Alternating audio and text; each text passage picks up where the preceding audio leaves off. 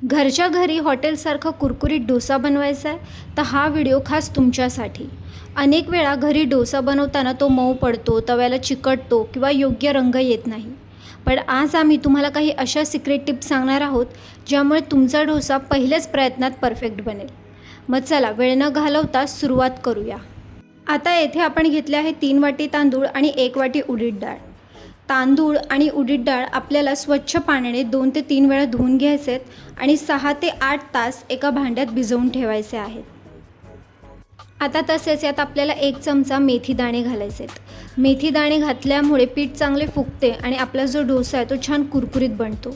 तसेच मेथीचे जे दाणे आहेत ते पचनासाठी अतिशय उत्तम मानले जातात. आता तांदूळ आणि उडीद डाळ ते आपण स्वच्छ पाण्याने छान प्रकारे धुवून घेतलेले आहेत. आता एका भांड्यात आपल्याला 6 ते 8 तास असंच भिजवून ठेवायचे आहेत. आम्ही सकाळी भिजत ठेवलं होतं. आता आपण यावर झाकण ठेवूया आणि काही वेळ आपल्याला असंच हे भिजवून ठेवायचे आहे. आता येथे आपण 1 वाटी पोहे घेतलेले आहेत. पोह्यांमुळे डोसा तव्यावर तुटण्याची शक्यता कमी होते, म्हणून पोहे साधारण वाटायच्या 10 ते 20 मिनटं अगोदर भिजत ठेवायचे आणि मग तांदूळ आणि डाळीसोबत वाटून घ्यायचे. पोहे खूप लवकर पाणी शोषून मऊ होतात आणि जर आपण तांदूळ आणि उडीद डाळीबरोबरच जर त्याला भिजत ठेवलं तर ते खूपच गळून जातात किंवा चिकट होतात, म्हणून आपल्याला वाटायच्या अगोदर ते भिजत ठेवायचे असतात.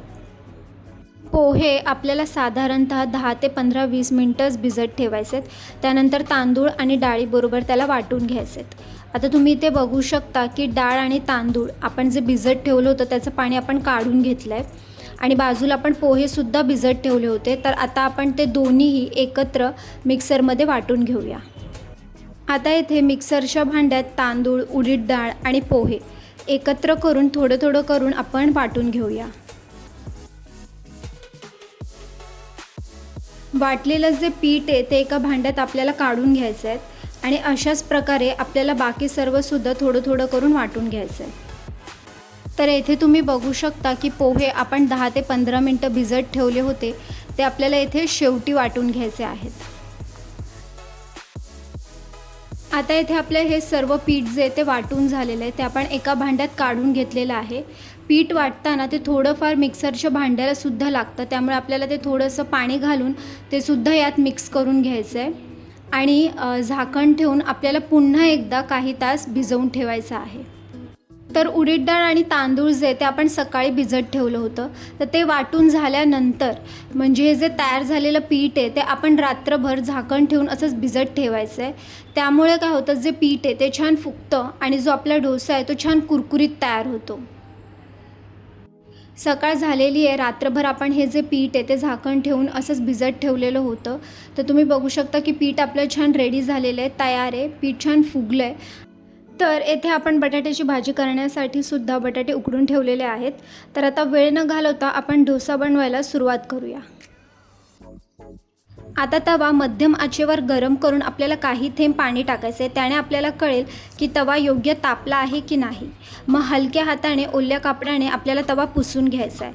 मग एक दाव पीठ आपल्याला मध्यभागी घालायचं आहे आणि गोलाकार फिरवत शक्य तितकं आपल्याला ते पातळ पसरवायचं आहे. त्यानंतर कडेला आणि वरून थोडंसं आपल्याला तेल सोडायचं आहे. डोसा पसरवल्यानंतर तेल घातल्यास तो अधिक कुरकुरीत होतो. तव्यावर जास्त तेल असणे किंवा पीठ नीट आंबलेलं नसणं किंवा तवा खूप गरम असणं यामुळे डोसा जे आहे ते खराब होण्याची शक्यता असते. तर आता इथे तुम्ही बघू शकता की आपला जो डोसा आहे तो छान तयार झालेला आहे, कुरकुरीत झालेला आहे, सोनेरी कलर आलेला आहे.